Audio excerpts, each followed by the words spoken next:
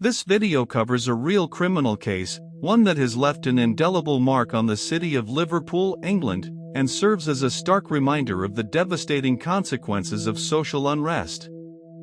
All information presented is sourced from public court records, official police reports, and verified news sources, providing a comprehensive and accurate account of the events that unfolded.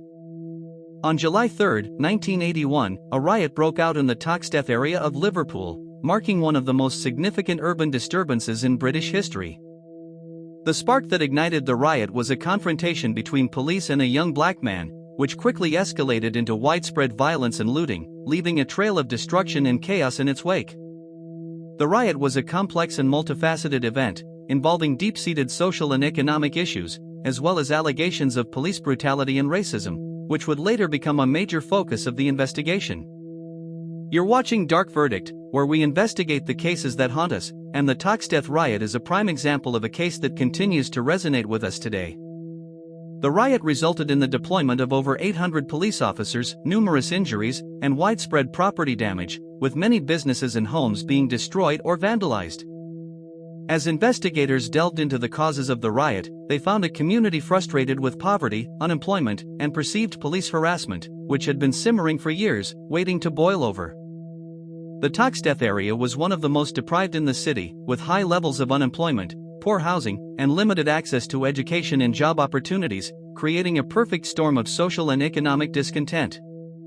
The police faced criticism for their handling of the situation, with some arguing that their tactics exacerbated the violence, and that a more nuanced and community-focused approach may have been more effective in preventing the riot. The investigation into the riot was challenging, with many witnesses reluctant to come forward due to fear of retaliation or mistrust of the authorities, which made it difficult for investigators to piece together the events of that fateful day. However, evidence reveals that the riot was not just a spontaneous outburst of violence, but rather the culmination of years of tension and frustration, which had been building up in the community. The lead investigator at the time, Superintendent Kenneth Oxford, noted that the police were ill-prepared to deal with the scale and ferocity of the riot, and that a more effective response may have been possible with better training, equipment, and community engagement. The investigation also highlighted the importance of understanding the social and economic context in which the riot took place, and the need for a comprehensive and nuanced approach to addressing the root causes of violence. The specific incident that triggered the unrest on the evening of July 3 was the arrest of a 20-year-old black man named Leroy Alphonse Cooper on Selborne Street.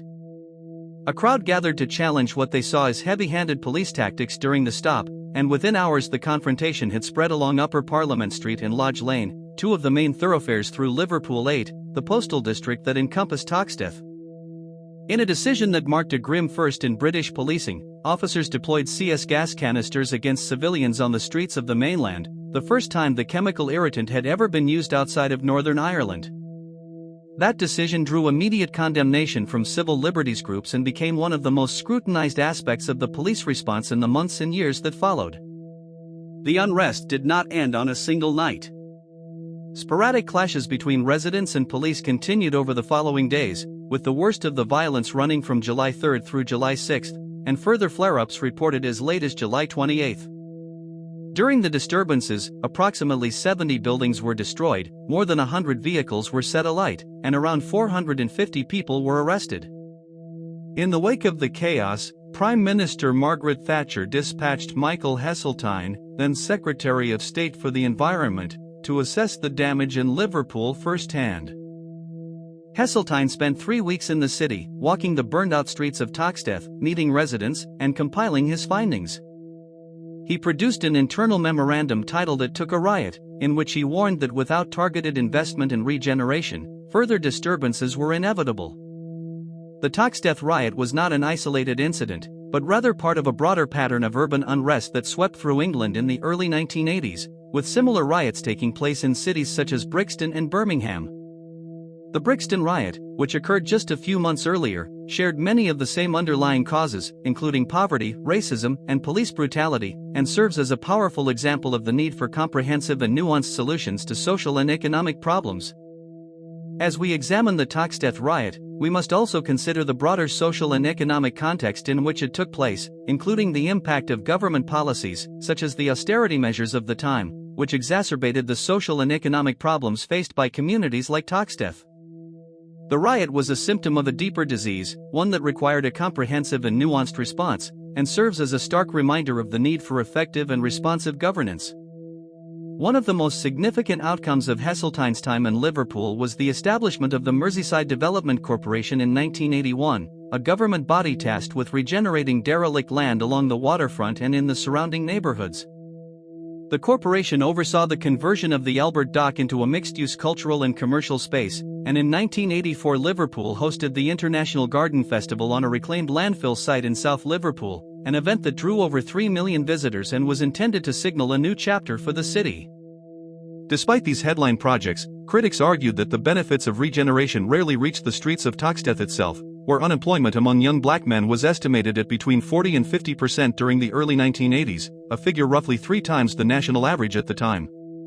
Among the casualties of the riots was David Moore, a 23-year-old disabled man who was struck and killed by a police Land Rover on Upper Parliament Street during the early hours of July 5.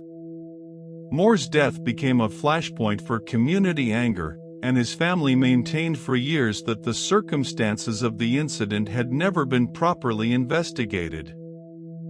In total, nearly 500 people sustained injuries during the days of unrest, including both residents and police officers. Several officers were hospitalized after being hit by bricks and petrol bombs, while residents reported injuries from baton charges, CS gas exposure, and impacts from police vehicles driven at speed through residential streets.